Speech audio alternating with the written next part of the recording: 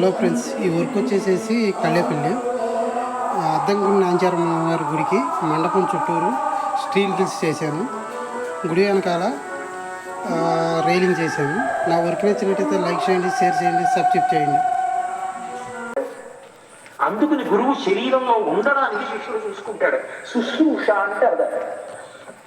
అలా సేవ చేసింది ఆ మహాతల్లి సోమద చూడి మహర్షి. ఆయన చాలా కాలం తపస్సు చేశాడు, ఈవిడ సేవ చేసింది.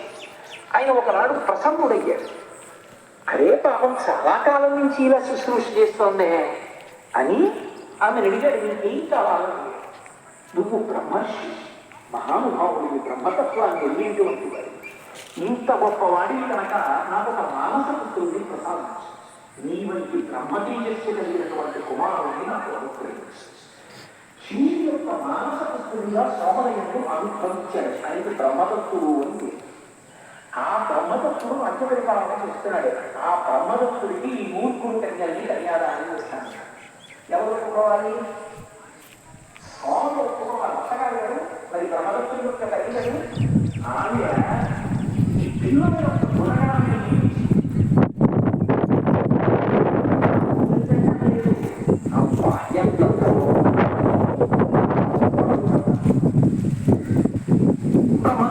పాణిగ్రహణం చేయడానికి వచ్చాడు. ఒక్కొక్కరి చెయ్యి తీసి ఆయన చేతిలో పెడుతున్నాడు కుశనాభుడు. ఆయన చేతిలో ఒక్కొక్క ఆడపిల్ల చెయ్యి తగిలేటప్పటికీ వాళ్ళకి యథారూపాలు ఆయన తీసేసి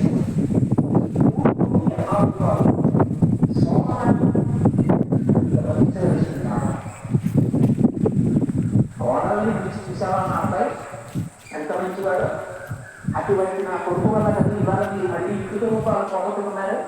మా అబ్బాయి పక్కన మీరు ఎంత జాగ్రత్తగా ఉండాలి అనలేదు. ఇంత గొప్ప కోడళ్ళు మీకు వచ్చారని సంతోషంగా స్వాగతం పలికారు. అది అబ్బాయి. ఇంత మంచి గుణంలో ఉన్న పిల్ల నాకు కోడళ్ళు అయ్యారు. ఇంకింతకన్నా ఏం కావాలి? తన కొడుకు గొప్పతనం చెప్పలేదు. అలా వాళ్ళు నూరుగురు కూడా వాయువు సక్రమంగా మళ్ళీ తిరగవలసిన అవసరం వచ్చింది. ఎందుకంటే బ్రహ్మదత్తుడి యొక్క వాయువు ఆయన పాణిగ్రహణం చేసేటప్పటికీ సరిగ్గా తిరిగారు. వాయువు ఓర్పు పట్ట అన్నది ఎంత గొప్పదో ఓర్పు బట్టి వాళ్ళు ఏ స్థానానికి వెళ్ళారు. ఇప్పుడు ఎవరికి వాళ్ళు భార్య? బ్రహ్మర్షి యొక్క బ్రహ్మదత్తుడి యొక్క భార్య, శివుడి యొక్క మానసపుత్రుడి యొక్క భార్యలు కన్నిటి చోటనే వాయువైనా ఇంత సమున్నత స్థితిని పొందగలిగారు అంటే కోపాన్ని ఎక్కడ నిగ్రహించుకోవాలో అక్కడ నిగ్రహించుకున్నారు.